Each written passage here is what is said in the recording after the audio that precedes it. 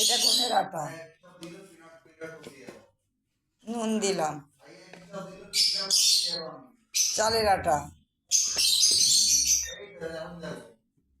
চালের আটা 2 চামচ দিয়ে দিলাম, মাখিয়ে নিলাম। এখানে আছে পেঁয়াজ, ধনেপাতা, কাঁচা লঙ্কা,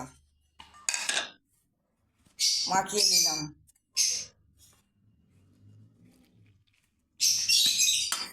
পানি দিয়ে গুলে নিলাম।